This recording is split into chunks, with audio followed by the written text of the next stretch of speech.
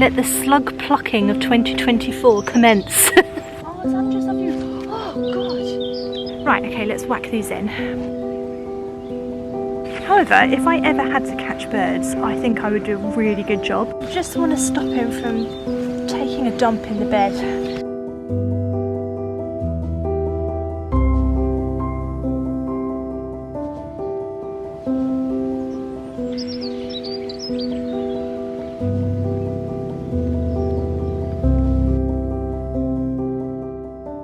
Good morning guys, welcome back to the Allotment Diaries. My name is Emma, these are my Allotment Diaries. If you are new to my channel and you love allotment gardening or anything to do with growing your own food, or just want to watch someone chatting away while they actually attempt to do it, mine might be the channel for you. So I'd love for you to subscribe to my YouTube channel. Every single subscriber counts and helps and builds my channel, and it's just lovely to have more and more of you here to watch my lovely journey. Sometimes lovely, sometimes very stressful, sometimes complete failure, but a journey all the same. So yeah, do subscribe to my channel if you're new. This is my lovely allotment plot, and that's my original plot. This one here is my new plot for this year, so I've never grown on this one before. It's the first year growing on it. Very, very exciting. As you can see, well, you might not be able to, but it's raining today. They said it wouldn't rain. They said sun. They lied. They always lie. Right, just the first thing I'm going to do, because I forgot to do it yesterday, is to feed the little robin, so Einstein and his mate, though they were having a bit of an argument the other day, so I don't know if they're friends anymore. I assume they are, but I can hear them. I don't know where they are, I can hear them. Let's see if we can bring them over.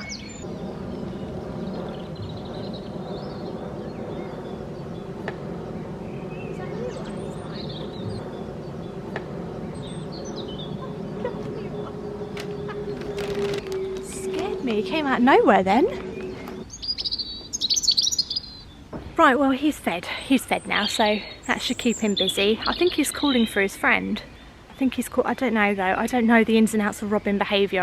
I'm not a robin expert. Anyway, first thing I'm going to do is check on some of the things that we planted recently and make sure they haven't been dug up, and see if they're growing at all. So the first things is we planted some strawberries out last Friday. Let's have a look how they're doing. Here's my new strawberry bed, looking very good actually, looking very happy. Yeah, I think they're looking good. And then in here we planted some peas, and I put this netting over to stop any mice, and actually they are starting to grow already. So if you look here, oh no, that's not it, that's just a bit of a tree. That's a bit of a tree that's fallen. Oh no, they are growing. No, that's a bug. What's that? I don't even know what that is. It's just leaves and bugs. I keep thinking I can see stuff growing, and it's not growing, it's just leaves and bugs. So that's about as far as my garden knowledge stretches. I don't even know if something's growing or not. But the point is the mouse has not dug them up. The netting seems to have worked and kept the mousey away, which is excellent. Right, let's check on some other things. I couldn't really tell you if the rhubarb's alive or not. I assume it is because it's still got a green leaf on it, but we'll just sort of brush past that one because we don't really know. In here I planted broad beans, and I did, oh no, look, oh no, Anna Poo, that naughty fox. There are broad beans in here, and I did dig one up and it is starting to grow, but Foxy's been in here a lot. Holes that he's been digging and stuff, that's actually very annoying. I'll have to cover this with a net today, which is a little bit frustrating, but what can you do?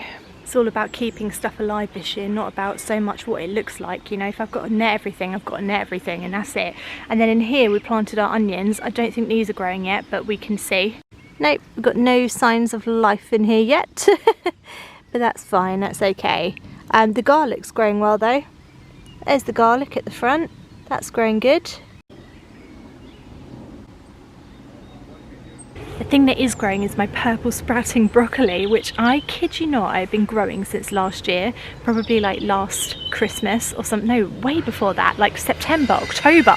I could have pulled these out because these have been growing, actually I think they've been growing since about August, July time. I always say if a plant is still green and it looks alive, do not pull it out. Do not pull it out. It doesn't matter when it says it's supposed to give you a harvest. If it's still green and growing, why pull it out? The only thing is it's now being eaten by pigeons and slugs. Look at that slug. A snail, it's a snail. This is pigeon damage. The pigeons are coming down and they're eating the leaves, and I couldn't believe it that like birds eat things like this, but they do. Oh, look at that big slug as well. See that? That's bird poo. That means that birds have been after this. And a feather. And a feather. If I was a detective, I'd be like, right, I've got it. We found a feather and some bird poo. There we are. You see in the middle there? See that? That's purple sprouting broccoli. That's where it sprouts from. It sprouts the same as sprouts do. They come from sort of between like that. And they usually get a bit at the top.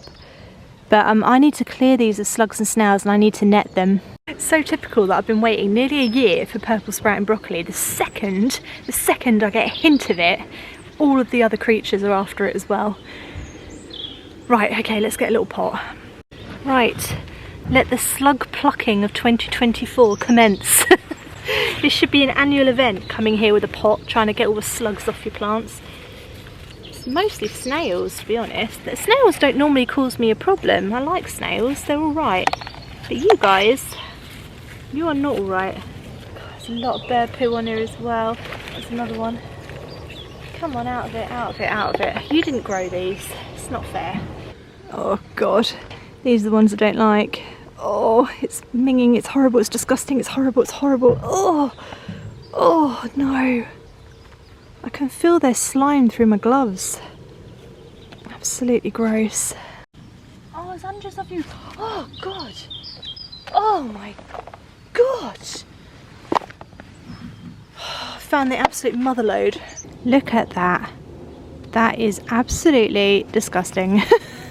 No offence guys, but you are pretty gross. There's hundreds of them in there. That actually makes me feel physically unwell. It's the absolute motherload. I can't handle these. This is so gross. I just want to rip the plant apart. Oh gosh. Oh look, there's hundreds of you. Oh, it's disgusting. Oh, it's not nice. I know I'm making such a big fuss of it, but my God, I can't. We're gonna have to do it fast. We're gonna have to do it fast. I know I'm a gardener and stuff and it's my 5th year, but I don't like them. I just don't like them. Icky and horrible. They're just everywhere. All over that one. Over the ground. We'll sling them over here. Right, you can live in there. I don't know why they don't eat weeds. Why don't they eat weeds? That's what I want to know. Why don't they eat weeds? Our lives would be so much easier as gardeners if they just ate weeds. If they ate all the dandelions, we'd just be like, oh, we love them. Come in, slugs, come in.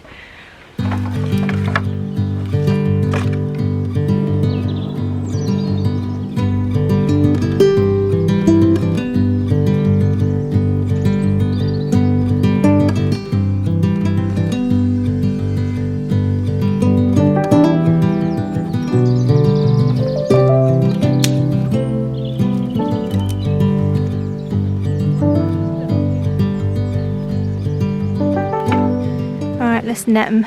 I hate nets, by the way. I absolutely hate them. The last time I netted something with this sort of stuff, I actually caught more birds than I deterred.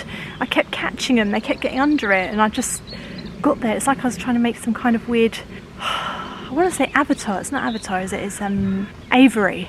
Is that what you keep birds in? Yeah, it's like I was trying to make an aviary and capture all these different birds, and I was like, I don't want them.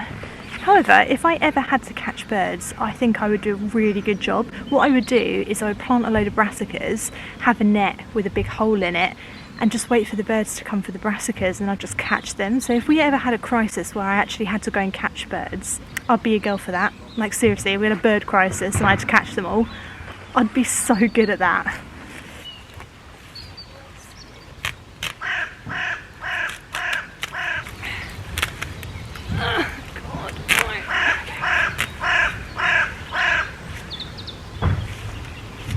You know. Yeah, that's right. They know, they know. They know the party's over. Party's over, boys. It's time to find someone else's grub to eat. Yeah, exactly.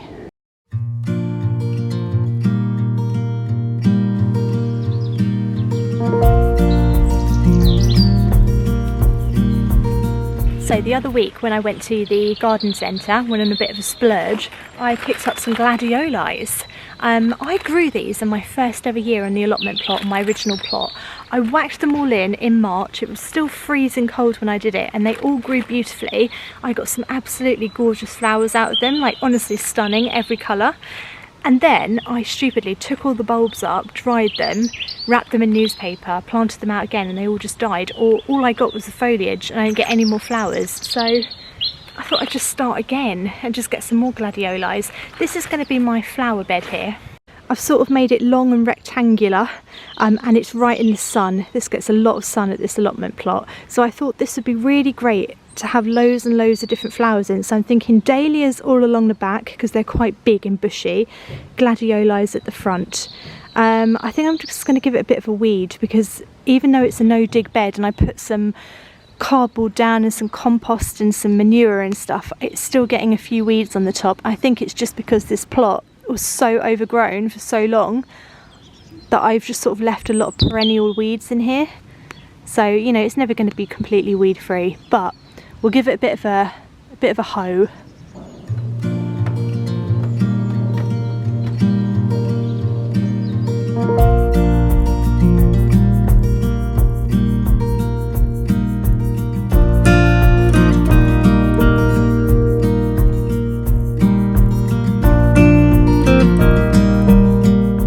You see this side of the rose bed here, right? This is never going to stand up because it's got a branch there and there's nothing to attach it to, right?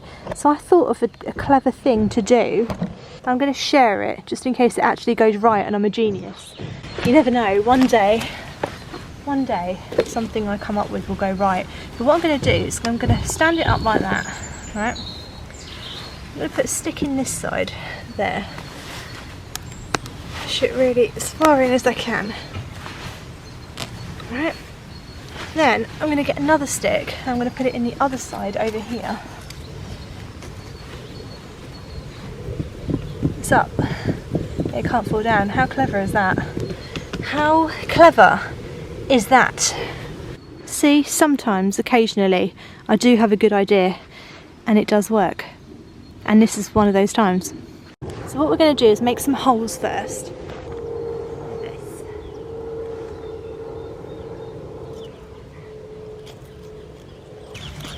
Sort of doing it in a bit of a zigzag pattern. I don't know why.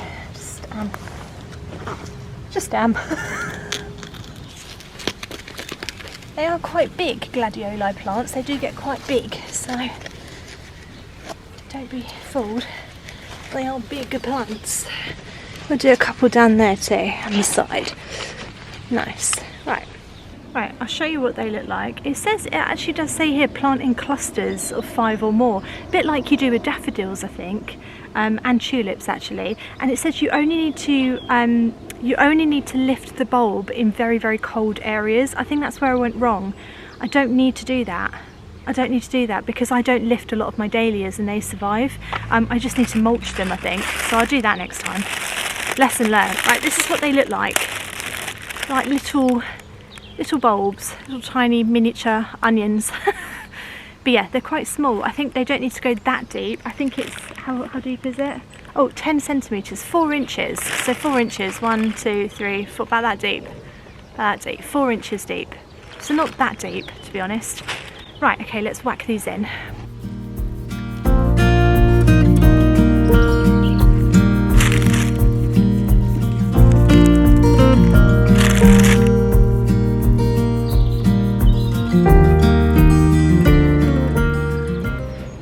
If you're wondering which way round you plant them, it's pointy end up, and then that's where the roots come out, the butt. Basically that's its butt and that's its head, and that's where the long green shoot will come out, and that's where the roots will come out. But however, if you did plant it, if you weren't sure, plant it on its side, because then it will be able to find the light and the roots will still be able to go and it sort of twist itself round. But apparently if you did put them in upside down, usually they can find their way to the sky. Plants are not silly. You know, they've been around for a long time, and if you think about it, a lot of seeds, you know, fall from trees and stuff and fall from plants, and they just grow the right way. Do you know what I mean? They don't always land the correct way, but they figure it out. Don't get too hung up on things like that, little details like you know, which way it should be planted. You know, just do that. Whichever way it lands, it's probably the right way.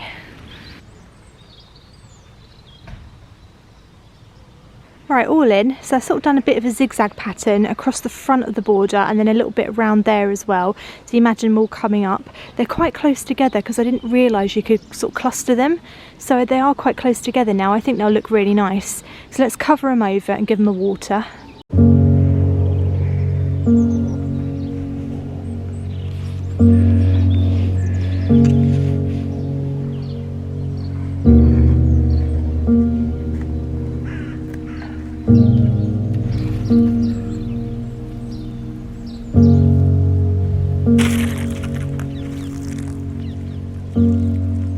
Right, there you go, I've come back here to show you. So this whole bed here is a flower bed.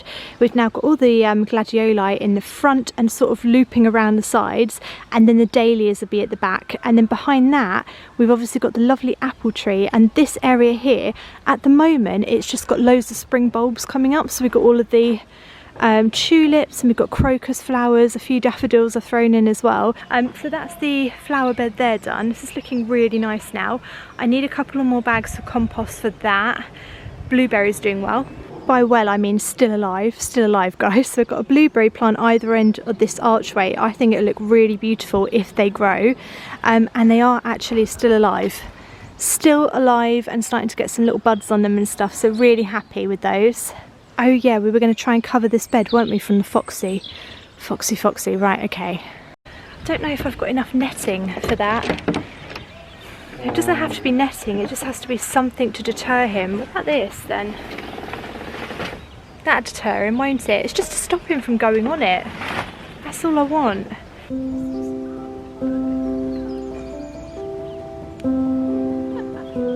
never worked before doing it like that.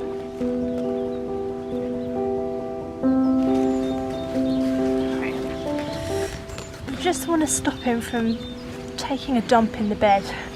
That's it really. Other than that, you know, he can walk in it, I suppose, if he has to, you know.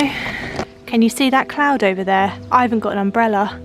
I'm freaking out a little bit now. God.